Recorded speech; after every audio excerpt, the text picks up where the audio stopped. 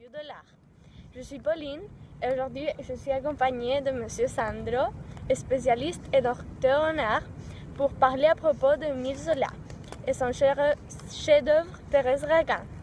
Ça va, Monsieur Sandro? Bonjour Pauline, ça va et vous? Très bien, merci. Bon, nous sommes ici pour parler d'Émile Zola. Est-ce que vous pouvez le décrire en quelques mots?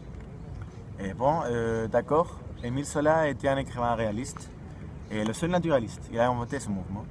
Il admirait le médecin Claude Bernard et les auteurs Gustave, Flaubert et Honoré Balzac.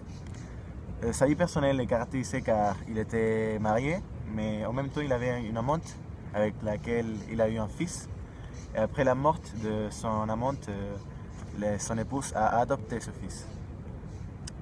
Et une de ses œuvres les plus connues est J'accuse, et où il écrit l'affaire Dreyfus et où il le défend.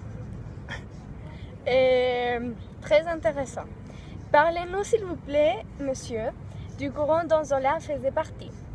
Il est connu que le naturalisme est une proche du réalisme. Mais en quoi ces différents styles? Tout d'abord, il faut dire que Zola est le principal écrivain de ce mouvement.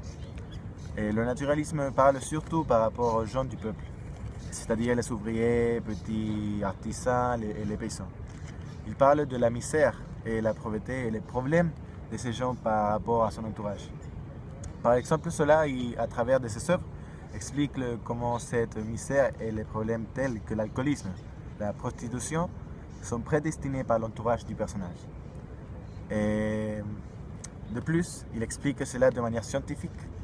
Les effets physiques de la folie, la mort, la misère sont exprimés une vision émotionnelle.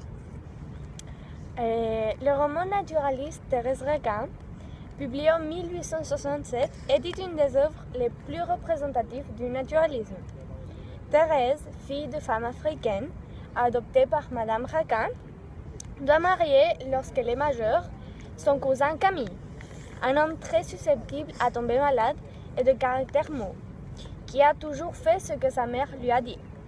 Plus tard, avec son amant Laurent, il noie Camille. Est-ce que vous pouvez nous dire en quoi la mort de Camille est-elle naturelle?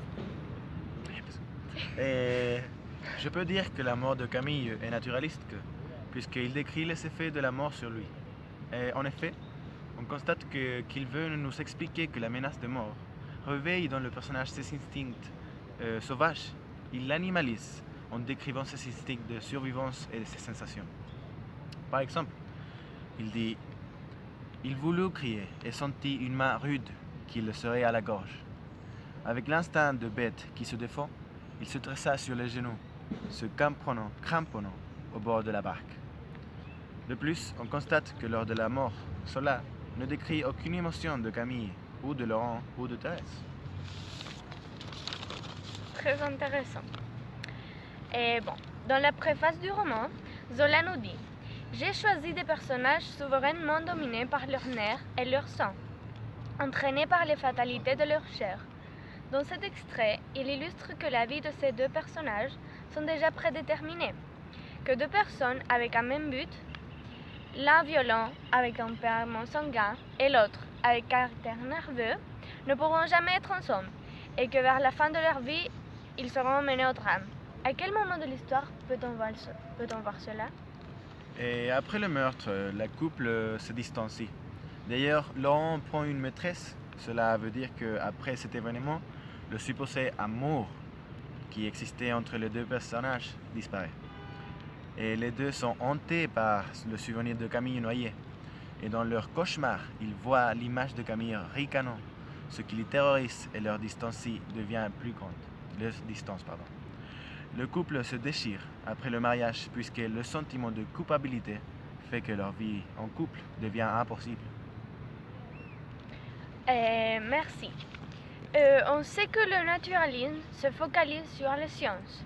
D'ailleurs, Zola se définit lui-même comme un anatomiste. Voici quelques mots dits par Zola que prouvent cela. J'ai simplement fait sur deux corps vivants le travail analytique que les chirurgiens font sur des cadavres. On commence, j'espère, à comprendre que mon but, a été un but scientifique avant tout. Et finalement, ils admettent mon point de départ. L'étude du tempérament et des modifications profondes de l'organisme sous la pression des milieux et des circonstances.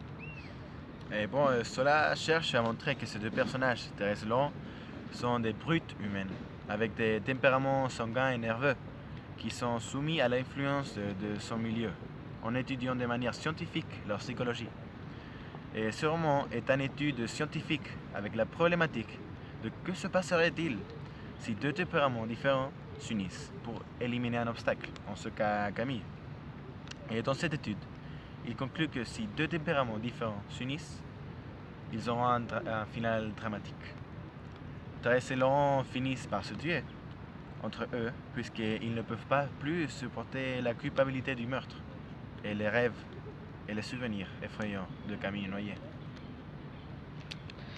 Et bon, ce roman est considéré comme une des œuvres les plus représentatives du naturalisme. D'après vos connaissances, pourquoi elle est considérée de telle façon?